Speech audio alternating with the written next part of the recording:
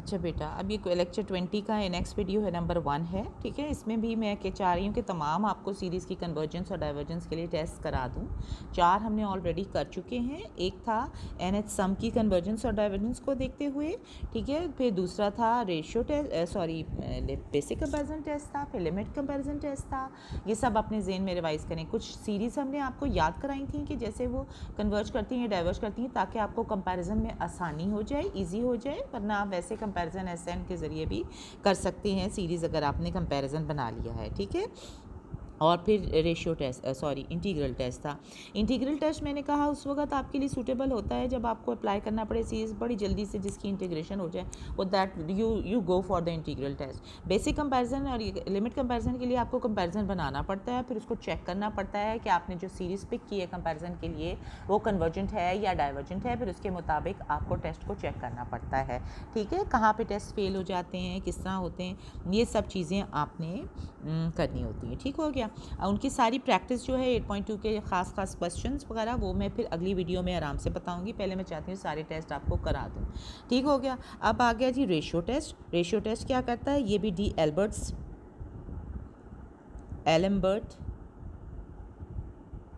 Test भी कहलाता है, ठीक है। इसको रेशियो टेस्ट भी करते हैं। इसमें भी क्या करते हैं कि अगर एक पॉजिटिव टर्म सीरीज़ दी हुई है, पॉजिटिव टर्म याद रखें, अभी तक हम करा रहे हैं जिसमें हर टर्म पॉजिटिव है, ठीक है, ठीक हो गया। तो अगर ये सीरीज़ दी हुई है तो अगर उनके दरमियान अगली टर्म, मतलब अगली का मतलब नेसेसरीली जो an+1 टर्म है और an टर्म है, अगर उनका आप रेशियो ले लें और फिर उसको उसकी लिमिट ले लें, और अगर वो कोई लिमिट आ जाती है तो फिर इस लिमिट को देखते हुए आप कनेक्शन बनाते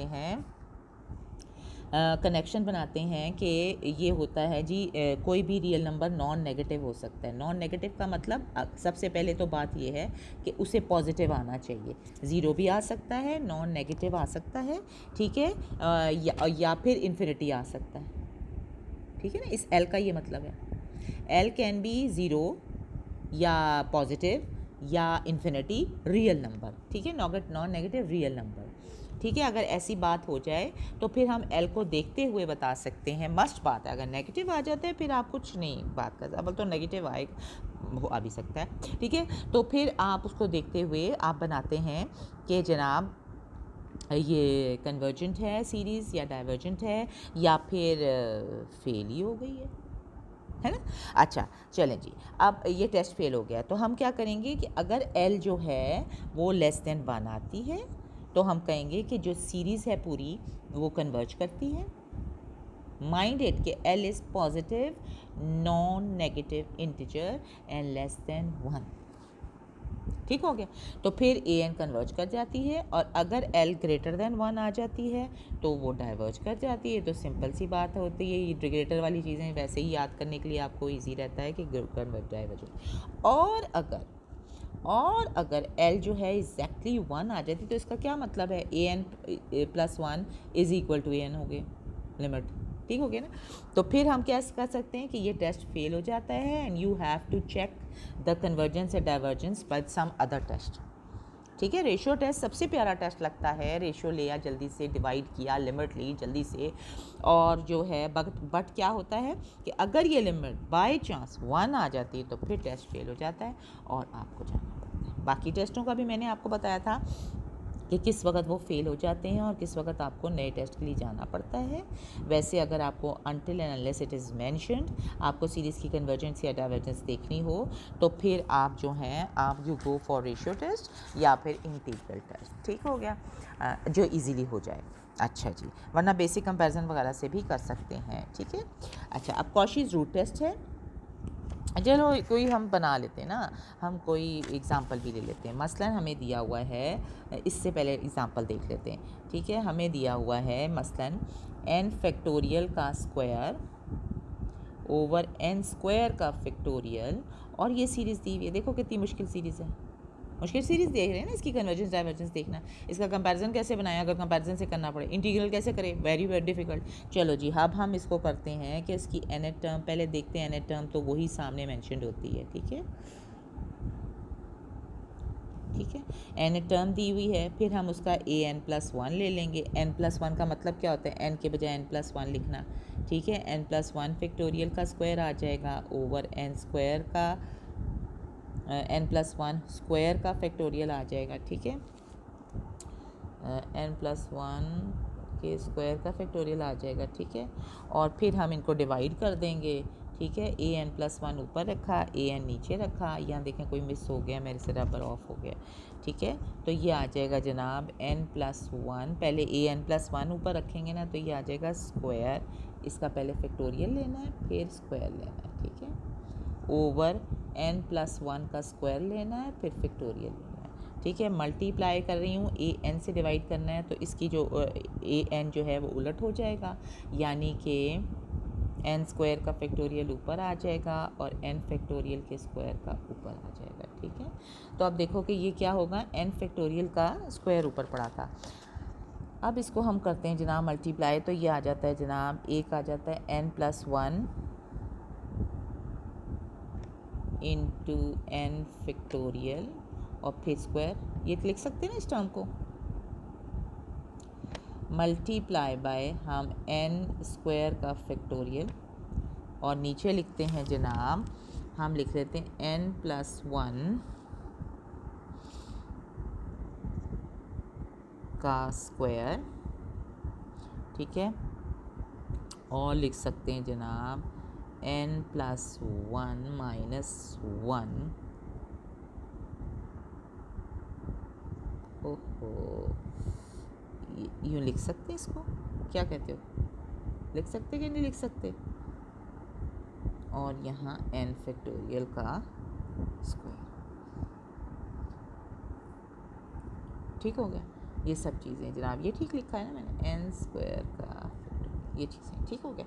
अब इसको हम कैसे लिख सकते हैं, एन प्लस वन स्क्वायर, ये देखो एन प्लस वन स्क्वायर का फैक्टोरियल, इसमें पहली टर्म मतलब जो आखिरी टर्म से पीछे हमने जाना होता है ना, तो देखो एन प्लस वन का स्क्वायर, उससे पिछली टर्म कौन होगी, एन प्लस वन का स्क्वायर माइनस वन होगी। तो मैंने क्या किया, एन प्लस वन का स्क्वायर इधर से निकाल लिया और n plus square minus one का फैक्टोरियल जो है वो मैंने आगे यहाँ रख दिया। अब देखें जी क्या बनेगा, जब मैं लिमिट लूँगी आहिस्ता आहिस्ता आहिस्ता, तो ये सारी कहाँ चली जाएगी जनाब, ये ज़ीरो को टेंड कर जाएगी और ये लेस देन वन हो जाएगी। जब एन इन्फिनिटी को टेंड करे तो ये कन्वर्जेंट हो जाएगा। इस तरह आपने अप्लाई करने हैं बेटे, ठीक है। आगे और भी सवालात आएंगे तो मैं साथ साथ आपको एक्सप्लेन करूँगी। ये चूँकि हुआ हुआ एग्जाम्पल के तौर पे, इसलिए मैंने इस पर ज़्यादा टाइम नहीं लगाया। अच्छा जी, अब नेक्स्ट आता है कॉशीज़ रूट टेस्ट। एक्चुअली हमारे साथ बेटे डिफ़िकल्टीज़ क्या चल रही हैं कि वीडियो मुझे बनानी पड़ती है आपके लिए छोटी, जिसमें मैं जल्दी जल्दी करती हूँ, ठीक है। तो इसलिए मैं आपको छोटी छोटी एक्टिविटी वीडियोस भी साथ साथ भेजती रहती हूँ ताकि आप उसमें से क्लियर कर सकें, ठीक है। लिमिटेशंस हैं वीडियोस की। उसके अलावा आप मुझसे सवालात भी पूछ सकते हैं अगर आपको मुश्किल हो, ठीक है। अच्छा, अब कॉशीज़ रूट टेस्ट क्या कहता है। कॉशी आपको पता है फ्रेंच मैथमेटिशियन थे, ठीक है। उनका रूट टेस्ट क्या कहता है कि अगर हमारे पास सीरीज़ हो रूट्स की शक्ल में, nth रूट्स की शक्ल में सीरीज़ हो दी हुई, ठीक है, तो वो ज़्यादा इजी रहता है कि आप कॉशीज़ रूट टेस्ट लगाएं। आपने क्या करना होता है कि अगर हमारे पास सीरीज़ दी हो, कोई भी सीरीज़ दी है, सपोजिंग ये कर दूँ भाई, पहले ही कर दूँ, एक सीरीज़ दी हुई है ए एन जो कि पॉजिटिव सेम सीरीज़ है, और उसका जो रूट है nth रूट अगर निकालना पॉसिबल आपसे इजी हो जाए, ठीक है, या रूट ले लिया जाए, जो भी इजीली हो जाए, अभी बताती हूँ इसका क्या मतलब हो गया, ठीक है। और उसकी लिमिट जो है, उसकी लिमिट जो है, ठीक है, वो भी एल आ जाए, वो भी नॉन नेगेटिव रियल इंटीजर हो, रियल नंबर हो, ठीक है, या इन्फिनिटी हो सकता है। नॉन नेगेटिव का मतलब क्या हो सकता है भाई, या ज़ीरो आ सकती है या ज़ीरो से बड़े आ सकते हैं पॉजिटिव नंबर्स, रियल नंबर्स, और इन्फिनिटी भी आ सकती है। ये भी रूट टेस्ट यही कहता है कि अगर L is less than one तो सीरीज़ कन्वर्जेंट हो जाएगी। आपने क्या करना है, सीरीज़ का nth रूट ले लेना है, ठीक है। कॉशीज रूट टेस्ट क्या कहता है कि अगर nth टर्म का रूट जो है लिया जाए और वो लिमिट उसकी ली जाए, तो वो लिमिट की आ जाए जो कि लेस देन 1 हो तो सीरीज़ कन्वर्जेंट होती है, और ग्रेटर देन 1 हो तो डाइवर्जेंट हो जाती है, और 1 हो तो फेल हो जाती है। बिल्कुल रेशियो टेस्ट की तरह है, मगर सिर्फ उसका मेथड क्या है, रेशियो टेस्ट में हम अगली टर्म an+1 ओवर an को डिवाइड करते हैं, फिर लिमिट लेते हैं। कॉशीज रूट टेस्ट में हम nth रूट लेते हैं, फिर इसको लिमिट ले लेते हैं, ठीक है। तो इन दोनों ये आपस में इस तरह मिलते जुलते टेस्ट हैं, ठीक है। तो रूट टेस्ट तो उसी वक्त अप्लाई करें जब आप रूट निकाल सकें या इजी हो, ठीक है, तो आप अप्लाई कर सकते हैं। मसलन देखो जी, ये सवाल आ गया जी, अभी हमने कुछ एग्जांपल भी पीछे किए थे, लेकिन बहरहाल हम देखते हैं। ये देखो जी, 2n+1 raise to power n, oh my God, ये दे दिया, और आपको कहा जाए कि सीरीज़ कन्वर्ज करती है डाइवर्ज करती है। अब इसको आप रेशियो टेस्ट से भी कर सकते हैं, इसको आप कंपैरिजन टेस्ट भी आपका दिल चाहता है लगाएं, आपका दिल चाहता है बेसिक कंपैरिजन लगाएं, या nth सम को लेकर देख लें। लेकिन सबसे प्यारा टेस्ट यहाँ क्या दिख रहा है, ये देखो जी, एक n की पावर दी है, इसको खोलना, इसको करना, इट्स सो डिफ़िकल्ट। तो हमारे लिए इजी क्या है, हम देख लेते हैं कि पॉजिटिव टर्म सीरीज़ है, जी हाँ, 1 से स्टार्ट हो रही है इन्फिनिटी तक, ये दोनों पॉजिटिव हैं सारे, तो सारे हर टर्म इसकी पॉजिटिव होगी, पॉजिटिव टर्म सीरीज़ है, ठीक है, नेचुरल नंबर्स है ना ऊपर। अच्छा जी, तो हम क्या करते हैं कि हम कह देते हैं ठीक है जी, इसका तो बहुत ही आसान है कि हम इसकी nth टर्म लेते हैं, उसकी रूट ले लेते हैं, ठीक है, फिर उसकी लिमिट ले लेंगे। अब nth टर्म इसकी थी 2n over 2n+1 raise to power n, इसकी हम nth रूट ले लेते हैं। क्या ब्यूटीफुल, ये देखो जी, कट जाएगी ना। तो इसलिए रूट टेस्ट उधर फ़ायदेमंद है जहाँ पर आपके लिए रूट निकालना nth टर्म की पॉसिबल हो, ठीक है। फिर हम लिमिट ले लेते हैं, n गोज़ टू इन्फिनिटी, ठीक है। अब कर सकते हैं ना, ये देखें जी, ये इन्फिनिटी बाय इन्फिनिटी फॉर्म आ रही है, इन्फिनिटी बाय इन्फिनिटी फॉर्म आ रही है, जिसको कि आप लॉपिटल रूल भी लगा सकते हैं, ठीक है, और उसकी मदद से आप 1/2 इसकी लिमिट निकाल सकते हैं, limit n tends to infinity होगी जब, ठीक है, तो 1/2 इसकी लिमिट आ जाती है, which is less than 1। And Cauchy's root test क्या कहता है, जब लेस दैन 1 आए, पॉजिटिव आए, ठीक है, तो हम क्या है, कन्वर्जेंट सीरीज़, ठीक हो गया। तो इस तरह हम ये सारे कर सकते हैं। अब नेक्स्ट वीडियो में इंशाल्लाह मैं आपको सवालात अलग अलग करके आपको डिफ्रेंशिएट करके बताती हूँ। अल्लाह करे कि आपको समझ आ गई हो, और अगर नहीं आई तो आप मुझसे कांटेक्ट में रहें और पूछ सकते हैं कुछ भी चीज़ किसी भी वक्त, ठीक है। ओके, थैंक यू बेटा।